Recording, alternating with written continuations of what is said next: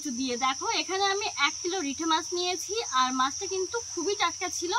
আর এখানে আমি নিয়ে এসেছি 500 গ্রাম মুখী কচু।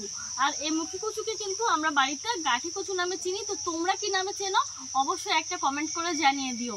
আজকের রেসিপিটা কিন্তু একদমই ঘরোয়াভাবে করব, আর খেতে খুবই অসাধারণ হয়, আর গরম ভাতের সঙ্গে কিন্তু খুব ভালো লাগে। তো চলো রেসিপিটা শুরু করা যাক। আশা করছি তোমরা পুরো রেসিপিটাই দেখবে। তো প্রথমেই আমি এই মুখী কচুগুলোকে সেদ্ধ করে নেব। আর কচুগুলো ভালো করে ধুয়ে পরিষ্কার করে নিয়ে এসেছি। এই মুখী কচুতে অনেক বালি মাটি লেগে থাকে, তো আমি 3-4 বার ভালো করে ধুয়েছি, যেহেতু আমি খোসা শুদ্ধ সেদ্ধ করব। তো এই যে দেখো, এখন সেদ্ধ করার জন্য কড়াইতে জল দিয়ে দিলাম।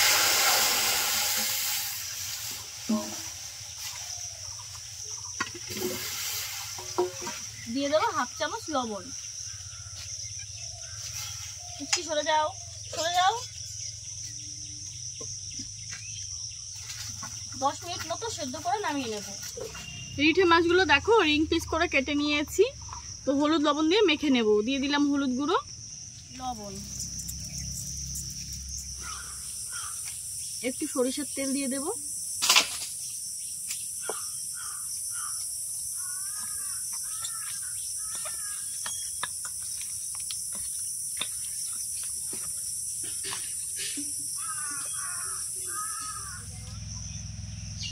হলুদ লবণ দিয়ে মাছগুলো মেখে নিয়েছি। এরকম ভাবে 10 মিনিট রেখে দেবো, আর ততক্ষণে এই মুখী কচুটা সেদ্ধ হয়ে যাবে। মতো হাই হিটে জাল করে গাঠি কচু সেদ্ধ করে নিয়েছি।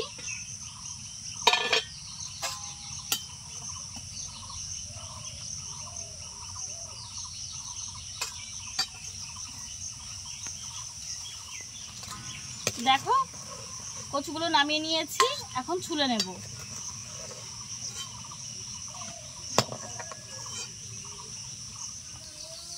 দেখো মুখী কচুগুলো ছুলে নিয়েছি, অনেকটাই বড়, তার জন্য দুভাগ করে নেব। এরকম ভাবে কাটলে ভালো হবে না, এরকম এরকম করে কাটি।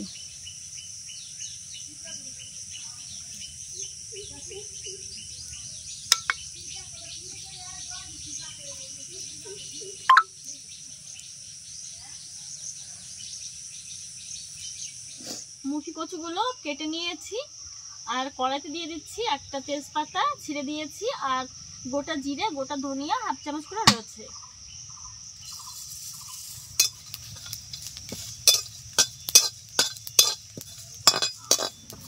শুকনো খোলায় তেলে নিয়েছি, নামিয়ে নিলাম। কড়াইতে সরিষার তেল দিয়ে দিলাম। তেল গরম হয়ে গেছে, মাছগুলো ভেজে নিচ্ছি।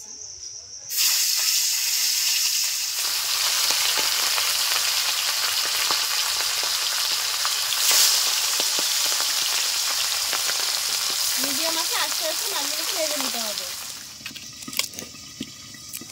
মাছগুলোর একটা সাইড ভাজা হতে হতে আমি এই যে ভাজা মশলাটা একটু বেটে নেব। তেজপাতাটা হাত দিয়ে ভেঙে গুঁড়ো গুঁড়ো করে নিলাম।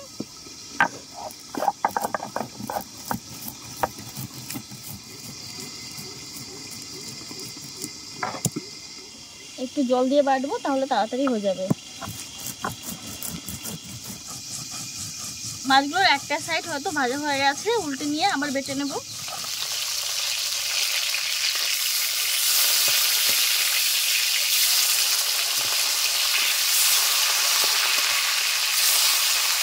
একটা সাইড দেখো খুব সুন্দর ভাজা হয়েছে। ভাজা মশলা বেটে নিয়েছি, এদিকে মাছটাও ভাজা হয়ে গেছে।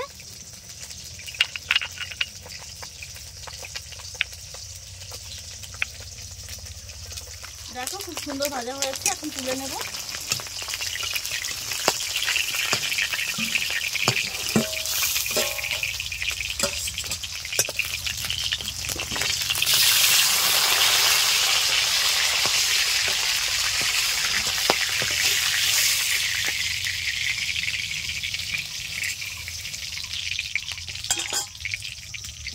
এই তেলে বাদ বাকি মাছগুলো ভেজে নেব। এই যে লেজা, ক্যামেরাম্যান লেজা ভালো খায়।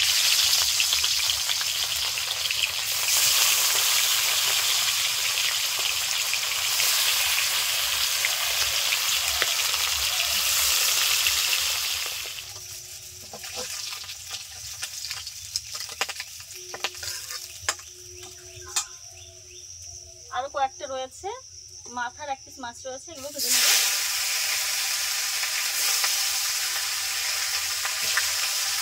মাছ ভেজে তুলে নিয়েছি, গাঁঠি কচুগুলো দিয়ে দিলাম।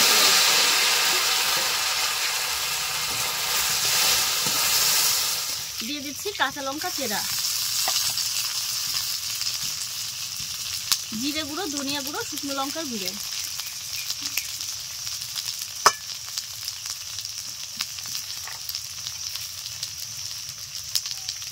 লবণ, হলুদ গুঁড়ো,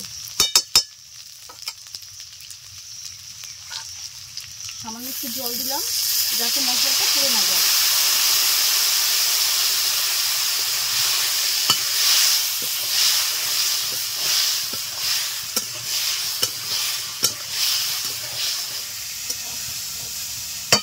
তিন চার মিনিট নেড়ে চেড়ে নিয়েছি, ভালো করে কষানো হয়ে গেছে। এখন পরিমাণ মতো জল দিয়ে দিচ্ছি।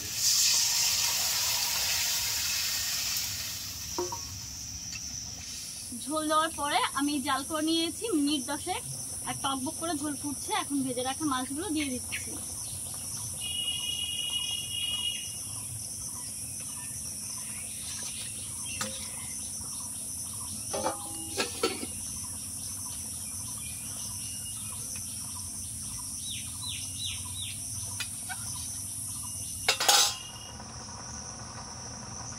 নামিয়ে সম্বার দিয়ে দেবো। এখন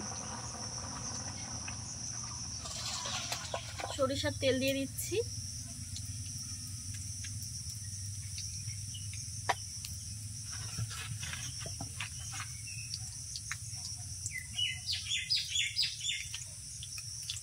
তেলটা ভালো করে গরম করে নিয়েছি।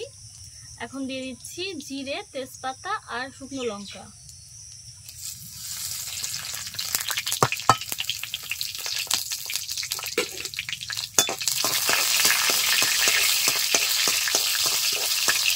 দিয়ে দিচ্ছি আদা বাটা।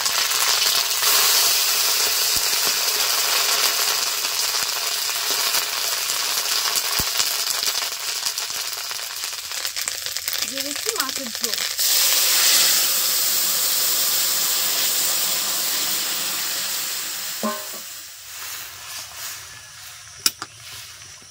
এখন দিয়ে দিচ্ছি বেটে রাখা ভাজা মশলা।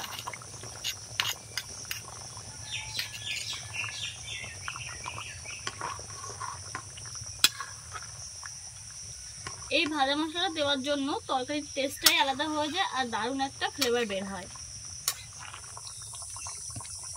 রান্নাটা হয়ে গেছে, এখন নামিয়ে নিচ্ছি।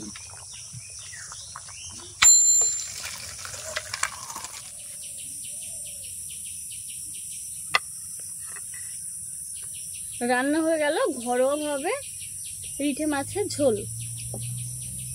রিঠে মাছ কিন্তু সবসময় সব রকমভাবে রান্না করলে ভালো লাগে না। মশলা ছাড়া কিন্তু রিঠে মাছের ঝোল একদমই অসম্পূর্ণ, কিন্তু তবুও আমি আজ একটু অন্যরকমভাবে রান্না করেছি। আশা করছি রেসিপিটা তোমাদের ভালো লাগবে। আর এভাবে রান্না করলে খুবই টেস্টি হয়, অসাধারণ লাগে খেতে।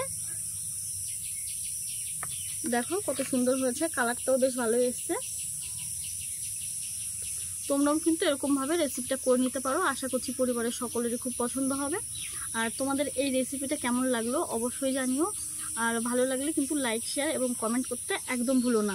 ও হ্যাঁ, আর চ্যানেলটি যদি সাবস্ক্রাইব করে না থাকে তো চ্যানেলটিকে সাবস্ক্রাইব করে পাশে থেকো। আর পাশে থাকা বেল বাটনটা ক্লিক করে দিও, যাতে আমরা ভিডিও আপলোড করার সাথে সাথে আমাদের সব ভিডিওর নোটিফিকেশন তোমাদের মোবাইলে পৌঁছে যায়। তো আজকের মতো এখানেই বিদায় নিচ্ছি। নতুন রেসিপির সঙ্গে আবার দেখা হবে। ধন্যবাদ।